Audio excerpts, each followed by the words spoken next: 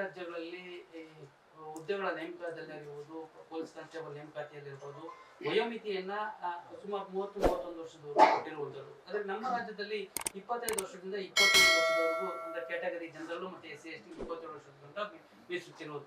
ಯಾಕೆ ಈ ರೀತಿ ತಾರತಮ್ಯ ನಮ್ಮ ರಾಜ್ಯದಲ್ಲಿ ಬೇರೆ ರಾಜ್ಯಗಳಿಗೆ ಹೋಲಿಸಿಕೊಂಡ್ರೆ? ಅಲ್ಲ, ಅದನ್ನೇ ನಿನ್ನೆ ಮೈಸೂರಿಂದ ಹೋರಾಟ ಪ್ರಾರಂಭ ಮಾಡಿದ್ದಾರೆ ಕರವೇ ಅವರು. ಪೊಲೀಸ್ ಹುದ್ದೆಯಲ್ಲಿ ವಯೋಮಿತಿಯಿಂದಾಗಿ ಅವರಿಗೆ ತುಂಬ ಜನಕ್ಕೆ ಸಾವಿರಾರು ಜನ ಈ ನೆಲದ ಮಕ್ಕಳಿಗೆ ಅನ್ಯಾಯ ಆಗ್ತಾ ಇದೆ.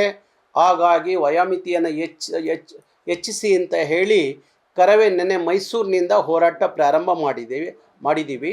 ಹಾಗೆ ಇಲ್ಲೂ ಸಹ ಎಲ್ಲ ಜಿಲ್ಲಾ ಕೇಂದ್ರಗಳಲ್ಲಿ, ಬೆಂಗಳೂರಿನಲ್ಲಿ ಕರವೇ ಆ ವಿಚಾರವಾಗಿ ನಾವು ಹೋರಾಟ ಮಾಡಬೇಕಾಗತ್ತೆ.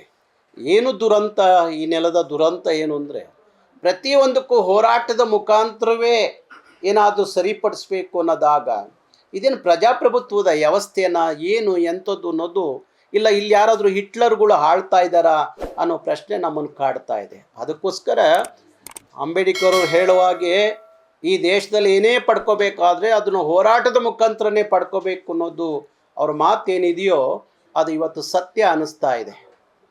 ಲೇಟೆಸ್ಟ್ ಹಾಗೂ ಇಂಟ್ರೆಸ್ಟಿಂಗ್ ಸುದ್ದಿಗಳಿಗಾಗಿ ಬಾಸ್ ಟಿವಿ ಕನ್ನಡ ಚಾನೆಲ್ನ ಸಬ್ಸ್ಕ್ರೈಬ್ ಮಾಡಿ. ಹಾಗೆಯೇ ಬೆಲ್ ಐಕಾನ್ ಪ್ರೆಸ್ ಮಾಡಿ. ಇದರ ಜೊತೆಗೆ ಫೇಸ್ಬುಕ್, ಇನ್ಸ್ಟಾಗ್ರಾಮ್, ಎಕ್ಸ್ನಲ್ಲೂ ಮಿಸ್ ಮಾಡದೆ ಫಾಲೋ ಮಾಡಿ.